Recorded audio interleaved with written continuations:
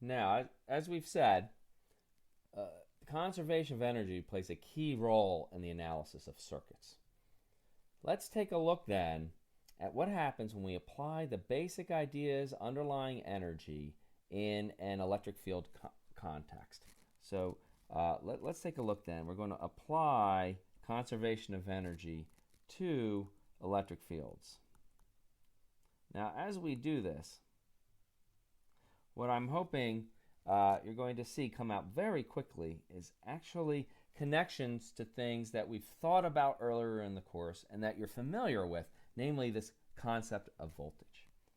So this will actually allow us to give you a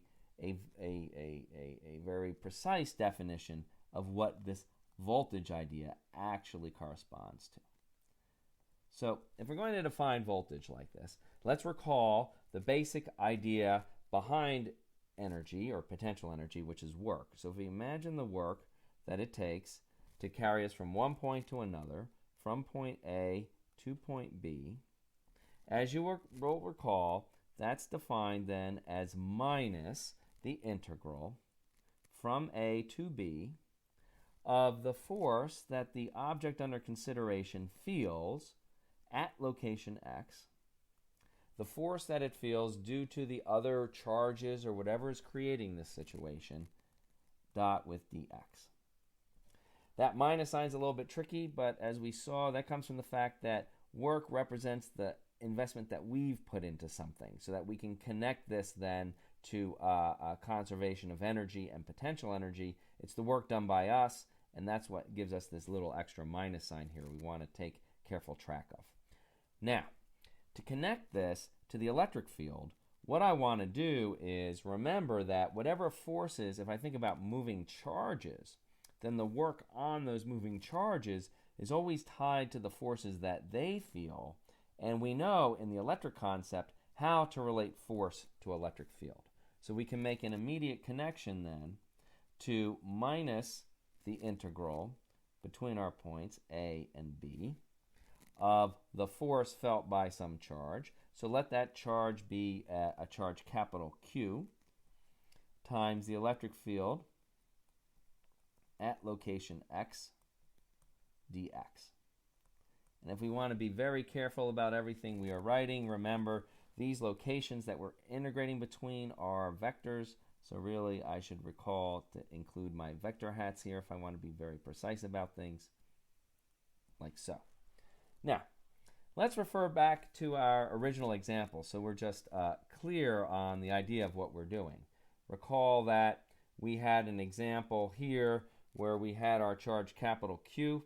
He was feeling some electric field due to some fixed arrangement of charges that we aren't thinking about in too much depth, except for the fact that they are fixed. They're creating some electric field then, which is responsible for this force on this charge Q as we're moving it through our system. Now, when we look at the particular form that the work has taken, we find something very nice and convenient. Much like when we had looked at forces in the past, there's this nice common theme that things seem to always be proportional to the charge that we're moving. We can actually factor out the amount of moving charge and rewrite this as the amount of charge that's moved times a specific integral minus the integral from A to B, now not of the force, but of the electric field at each of the locations along my path, dot dx, like so. Now, this is a very convenient quantity because once we've computed it, when we want to know the energy that it took to get any amount of charge from point A to point B, it's very simple. We can just multiply by the charge. So if we've computed this thing once for a particular amount of charge, and then later on the next day we need to know how much work would be needed if we just doubled the charge, well, it's simple. Just multiply by this same integral.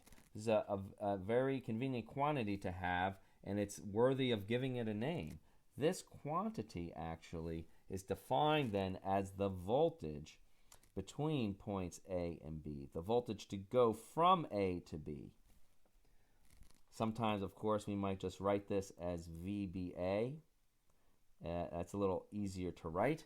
And this is known as the voltage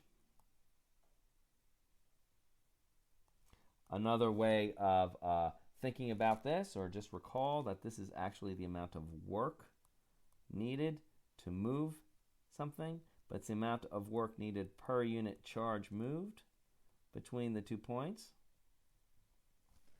And so naturally then the units on this thing are always measured in work, which is in joules per coulomb.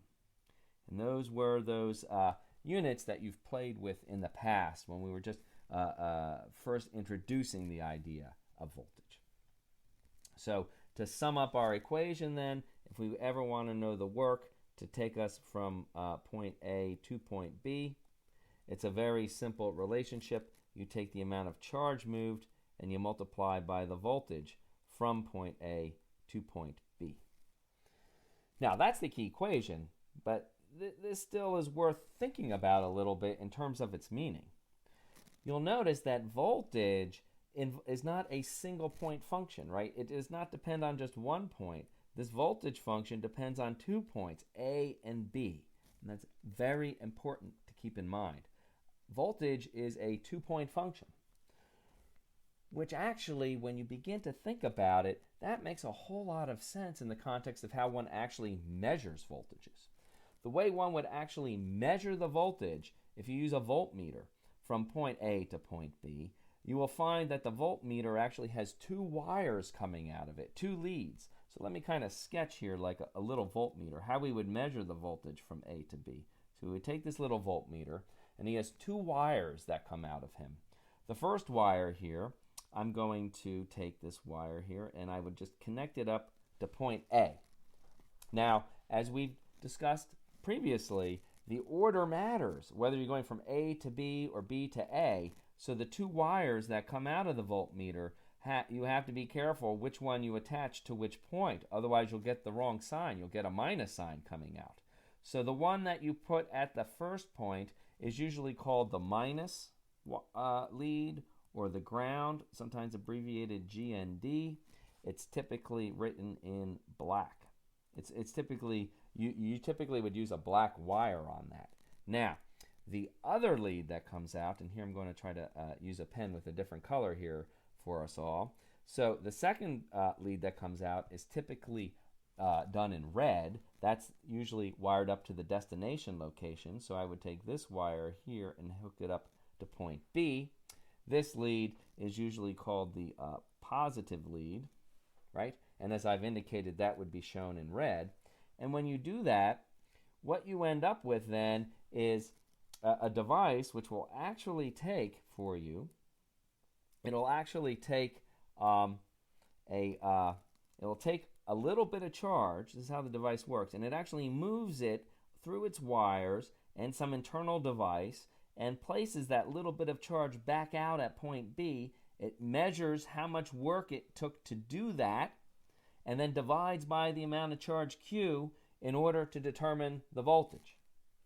This whole setup, though, as you can see, depends upon the fact that the energy to get from A to B has to be path independent, because you could lay your wires down whatever way you want, and generally speaking, under normal conditions, you'll always get the same answer. Later, we'll learn that when there are magnetic fields involved, that doesn't always hold. But for now, and it's a very good approximation that this thing will give you the same voltage regardless of path.